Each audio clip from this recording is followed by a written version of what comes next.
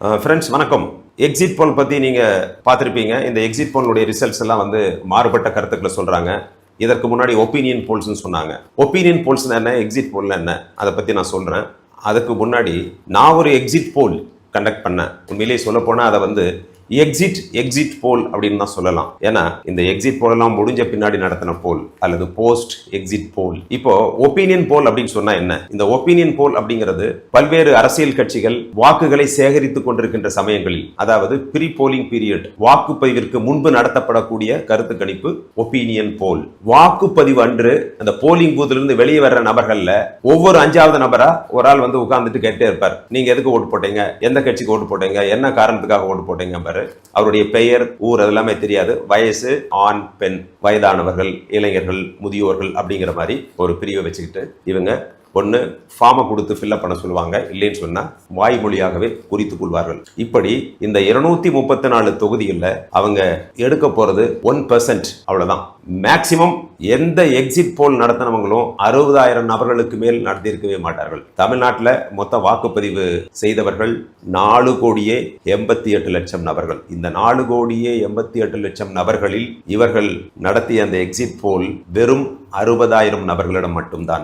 இதை வைத்துத்தான் இந்த கருத்து கணிப்புகள், அதாவது எக்ஸிட் போலுடைய முடிவுகள் வெளிவந்தன. இந்த எக்ஸிட் போலுடைய முடிவு நம்ப முடியுமா, நம்ப முடியாதா அப்படிங்கிற ஒரு கேள்விக்குறி வரும். நம்பவும் முடியும், நம்பவும் முடியாது. ஏன்னா ஒரு சில நேரங்களில் இது சரியாக இருக்கும், பல்வேறு சமயங்களில் இது வந்து தவறாகவே தெரியும். உங்களுக்கு எல்லாமே தெரிஞ்சிருக்கும். நிறைய இது நம்ம நாட்டு எடுத்துட்டாலும் சரி, ராஜஸ்தான், பஞ்சாப், இது போன்ற மாநிலங்கள் நடந்த கருத்து கணிப்புகள், எக்ஸிட் போல் இதெல்லாம் வந்து ஃபெயிலியர் ஆகி போச்சு. அது மாதிரி உலகத்திலேயே நீங்க எடுத்துட்டீங்கன்னா டொனால்ட் ட்ரம்ப் வந்து ஜெயிக்க மாட்டாரு. ஒரு காலத்தில் ஹில்லாரி கிளின்டன் வந்து அவரை முந்தி செல்கிறார் அப்படின்னு சொன்னாங்க. அதே மாதிரி கடைசியாக நடந்த இந்த அமெரிக்க அதிபர் தேர்தலில் டொனால்ட் ட்ரம்ப் அவர்களுக்கும் டெமோக்ராட்ஸ் வேட்பாளர் இவர்களுக்கும் பெரிய வித்தியாசம் இல்லை, டெமோக்ராட்ஸ் ஜெயிக்கிறதுக்கான வாய்ப்பு இருக்கு அப்படிங்கிற மாதிரி சொன்னாங்க.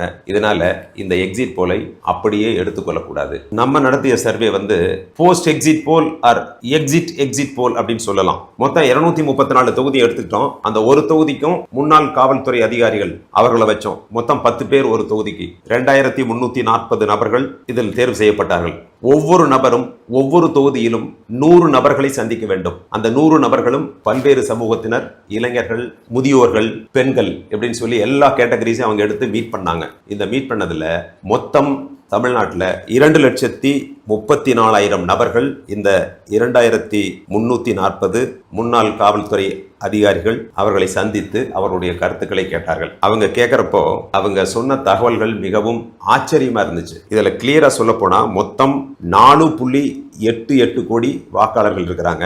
இந்த 4.88 கோடி வாக்காளர்களும் 2,27,00,000 குடும்பங்களிலிருந்து ஓட்டு போட்டிருக்கின்றார்கள். மொத்தம் நம்முடைய தமிழ்நாட்டில் ரேஷன் அட்டை இருக்கிற வீடுகள் 2,27,00,000. இந்த 100 நபர்கள் கிட்டத்தட்ட 40 குடும்பங்கள் ஒவ்வொரு தொகுதியிலும் இந்த சர்வே செய்த முன்னாள் காவல்துறை அதிகாரிகள் தொடர்பு கொண்டனர். அதுல அவங்க கேட்கிறப்போ நம்ம ஓவரால் இந்த டேட்டாலாம் எடுத்து அனலைஸ் பண்ணி ChatGPT, அப்புறம் வந்து ஆந்த்ரோபிக் கிளாட், இப்படி பல்வேறு ஆர்டிஃபிஷியல் இன்டெலிஜென்ஸ் டூல்ஸ், அப்புறம் வழக்கமான நம்முடைய அந்த ஸ்டாட்டிஸ்டிக்ஸ் அதனுடைய டூல்ஸ் இதெல்லாம் பயன்படுத்தி அனலைஸ் பண்ணதில் கிட்டத்தட்ட 41% டிவிகே கட்சிக்கு வாக்களித்திருப்பதாக சொல்கின்றார்கள். இதில் என்ன விஷயம்னா, நிறைய திராவிட முன்னேற்ற கழகம் மற்றும் அண்ணா திராவிட முன்னேற்ற கழகம் இந்த கட்சியில் காலமாக வாக்களித்த மக்கள் எல்லாம் ஒரு சிலர் விஜய் அவர்களுக்கு வாக்களித்திருக்கின்றார்கள், விசில் சின்னத்திற்கு. இதுல என்ன அப்படின்னா, ஏன் நீங்க வந்து எப்பொழுதுமே ட்ரெடிஷனலா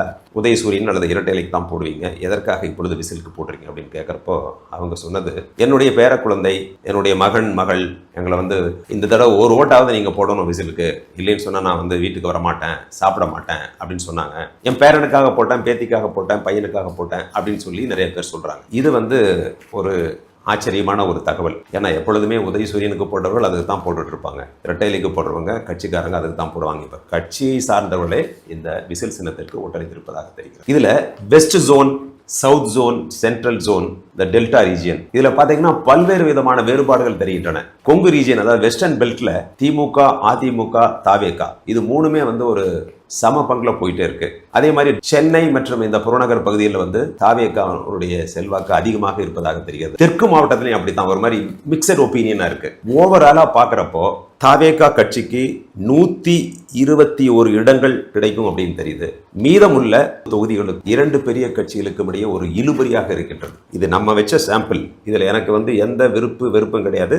ஸ்டாட்டிஸ்டிக்ஸ் என்னவோ அதை தான் சொல்றேன். இதுதான் நிலவரம். இதுல டிஸ்க்ளைமர் என்ன அப்படின்னு சொன்னா, இந்த 2,34,000 பேருடைய கருத்துக்கள் கேட்டிருந்தாலும் சில நேரங்களில் இந்த கருத்து கணிப்பு வேறு விதமாக சொல்லலாம். இப்போ நம்ம உதாரணமா எந்த ஸ்டேட்டையுமே கூர்ந்து கவனித்து வந்தால் அது எந்த கட்சி ஜெயிக்கும் அப்படிங்கிறத எக்ஸிட் போல் வேண்டியதில்லை, ஒப்பீனியன் போல் வேண்டியதில்லை, நம்ம சொல்லிடலாம். இப்போ உதாரணமா எக்ஸிட் போல் பண்றதுக்கு, ஒப்பீனியன் போல் பண்றதுக்கு முன்னாடி அல்லது எலெக்ஷன் அனௌன்ஸ் பண்றதுக்கு முன்னாடியே தெரியும் கேரளாவில் நிச்சயமா மறுபடியும் காங்கிரஸ் தான் வரப்போகுது அப்படின்னு சொல்லிட்டு. ஏன்னா ஆளுங்கட்சி தோக்க போகுதுன்னு சொல்லி எல்லாத்துக்கும் தெரியும். நான் அதை தான் ப்ரிடிக்ட் முதலே பண்ணேன். அதே மாதிரி அசாமை பொறுத்தவரை பிஜேபி தான், அதில் எந்த விதமான சந்தேகமே கிடையாது. வெஸ்ட் பெங்காலை பொறுத்தவரை கருத்து கணிப்பிலையும் மாறுபட்ட கருத்துக்கள் இருக்கின்றன.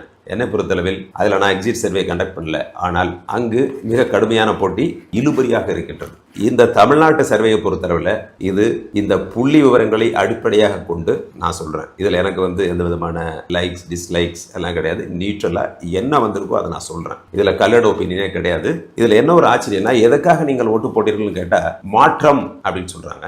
இன்னொன்று விஜய் அவர்களுக்கு ஒரு கரைஸ்மா, நான் அவருடைய ஃபேன் அப்படின்னு சொல்லி பெண்கள் அதிக அளவில் போட்டிருக்காங்க, இளைஞர்கள் போட்டிருக்காங்க. அதே சமயத்தில் கொங்கு பெல்ட்டில் உள்ள இளைஞர்கள் நிறைய பேர் சீமான் அவர்களுக்கு போட்டிருக்காங்க. மற்ற திராவிட கட்சிகளுக்கும் ஒரு சம அளவில் வாக்குகள் விழுந்திருக்கின்றன. இப்படி ஒட்டுமொத்தமாக நம்முடைய புள்ளி விவரங்கள் படி தாவேகா முன்னிலையில் இருக்கின்றது. தனியாகவே அவர்கள் ஆட்சி அமைக்கின்ற ஒரு நிலை இந்த புள்ளி விவரத்தில் தெரிகின்றது. இருந்தாலும் என்ன நடக்கிறது என்பதை 4ஆம் தேதி பார்த்திருப்போம். இதுல இன்ட்ரெஸ்டிங் அனாலிசிஸ் என்னன்னா, மொத்தம் 2,27,00,000 ரேஷன் அட்டைதாரர்கள் கிட்டத்தட்ட 1.5 கோடி ஹவுஸ் ஹோல்ட்ஸ் அல்லது ரேஷன் கார்டு வைத்திருக்கின்ற குடும்பங்கள் ஒரு ஓட்டு தாவேகாக்கு போட்டிருக்கிறதாக தெரிகின்றது. அதே மாதிரி 2011 சென்சஸ் படி முஸ்லீம்ஸ் அண்ட் கிறிஸ்டியன்ஸ் இவர்களுடைய பாப்புலேஷன் பெர்சன்டேஜ் 13%. இவங்க சொல்ற கணக்குப்படி வெறும் 70 லட்சம். ஆனால் எண்ணிக்கையில் நிச்சயமாக அவர்கள் கிட்டத்தட்ட 90 லட்சம் அல்லது 1 கோடி வரை அவர்கள் இருக்கலாம். இந்த மைனாரிட்டி கம்யூனிட்டிலையும் விஜய் அவர்களுக்கு ஓட்டு விழுந்திருக்கின்றது. கிறிஸ்தவ மக்களும் இளைஞர்கள் நிறைய பேர் வாக்களித்திருக்கின்றார்கள். அதுபோன்று ஒட்டுமொத்தமாக அனைத்து மீனவ நண்பர்களும் தாவேகா விசிலுக்குத்தான் வாக்களித்திருக்கின்றார்கள்.